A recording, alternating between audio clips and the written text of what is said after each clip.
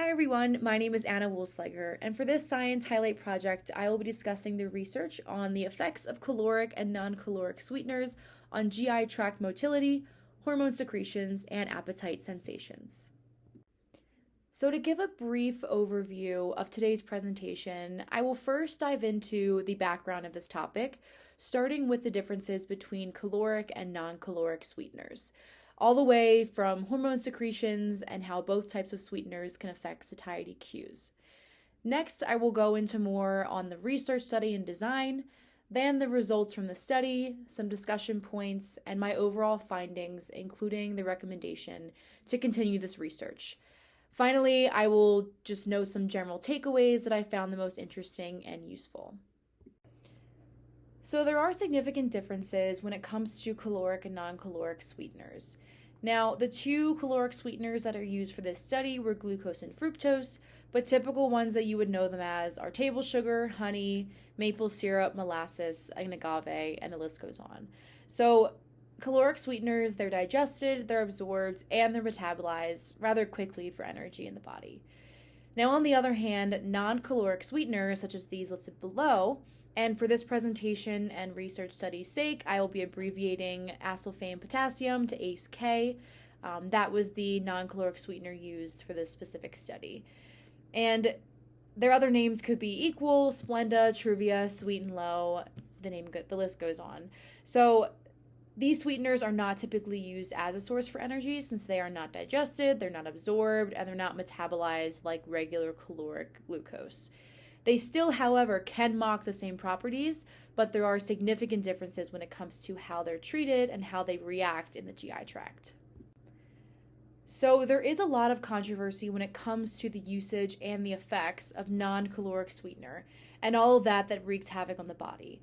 So originally, non-caloric sweeteners were advertised to aid in weight loss since the taste and smell pretty much are the exact same as regular sugar, just without the calories. So this created a large misconception around weight loss, and people began associating sugar-free or non-caloric sweetened foods to be, quote, healthier.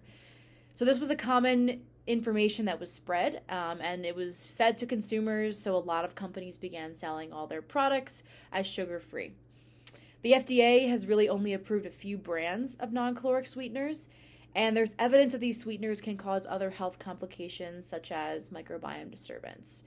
So there's been a lot of research on the effects of non-caloric sweeteners and what they have on the body, from cancer susceptibility to dental caries, but there has never been research done on the comparison between caloric and non-caloric sweeteners and how they affect gut motility, hormone secretions, or appetite-related sensations in specifically healthy subjects. So between the two types of sweeteners, gastric responses have been proven to vary. So in terms of what's known about caloric sweeteners, for a healthy individual, it starts off with a consumption of a caloric sweetener. It then travels the small intestine for digestion and absorption, specifically in the duodenum. And then the GI taste sweet receptors are activated, which then triggers the inhibition of GI hormones that thus leads to the regulation of food intake because the body is no longer hungry. So the GI tract basically signals to the brain that it's satisfied and no longer needs to produce hunger hormones. Now, with this in mind, there is a huge gap of research on non-caloric sweeteners and how they affect the GI tract, specifically satiety, up until this study. So as for study objectives, it has been known that when it comes to digestion and gastric responses, that caloric and non-caloric sweeteners have been found to place a varied effect. So the purpose of this study was to determine the effect that both types of sweeteners have on GI motility, GI hormone secretion, and hunger in humans. So there have been a lot of research done on animals, specifically mice, on this topic and having to do with hunger and satiety forms, but this was the first study conducted on humans, which I find to be very interesting. So the research began with 12 healthy participants, 6 females and 6 males. The study conducted was a randomized, placebo-controlled, double-blind crossover trial and took place over the course of 11 months. So the participants began each session with a 12-hour previous fast, and they also came in every 3 days for data collection. Each time, they were placed with 3 various monitors inserted directly into the GI tract, and then one was used to monitor blood glucose and hormones.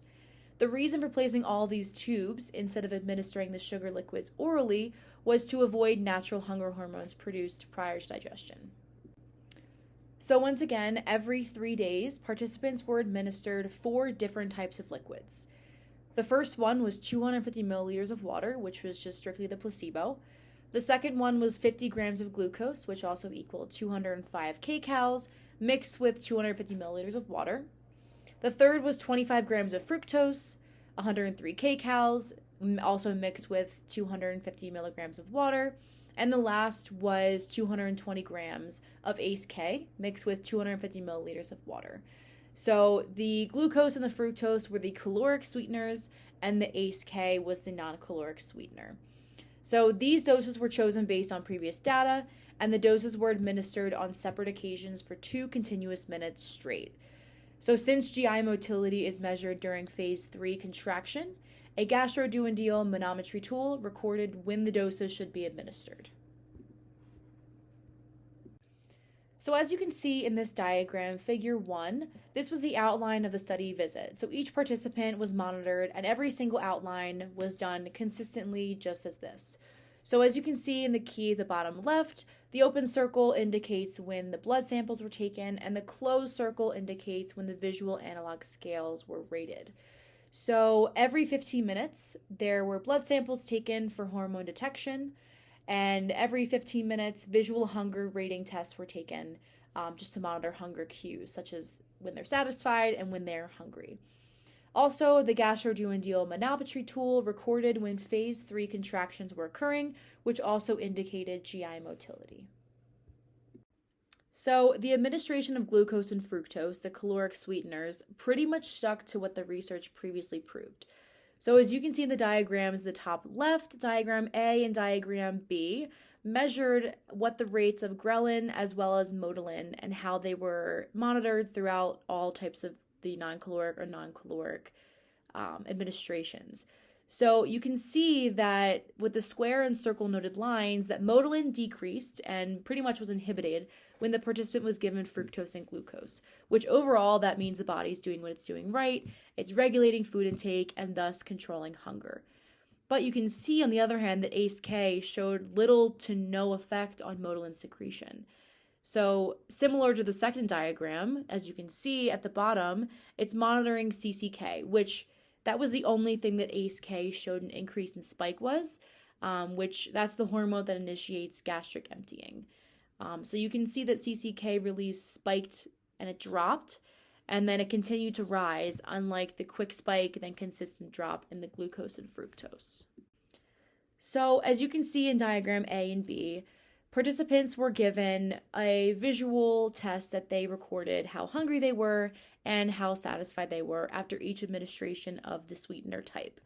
So as you can see in diagram A, it monitors change in hunger, and you can see specifically looking at the diamond shape line that ACE-K along with the placebo over time in comparison to glucose and fructose increased, meaning that the participant was hungrier more than they would have been if they were eating something with glucose or something with fructose. Now in diagram B, satiety levels dropped, which meant they were less satisfied at a quicker period of time in comparison to fructose and glucose. So overall, my main takeaways are that regular sugar is signaling all the right hormones in the body, from the GI tract hormones all the way from letting the body know that it's full or not. So on the contrary, fake sugar or non-caloric sugar is not doing any of those, besides increasing CCK secretion. So fake sugar does not signal enough satiety hormones or signal the proper secretions of motilin, ghrelin, or CCK in order to let the body know that it's full. So this in turn can lead to overeating and overconsumption of food and thus lead to weight gain. It's interesting enough that many diabetics are using fake sugars or non-caloric sweeteners to reduce blood glucose, which is working, but what they're not doing is monitoring how hungry they are, and they're inhibiting their hunger cues and maybe even contributing to weight-related risk factors of diabetes. So after doing this research on this topic, I'm very interested to continue learning and keeping up to date with the current research pertaining to this topic. So I hope you enjoyed this research topic, and if you're interested in the article, it is listed in the next slide. Thank you very much.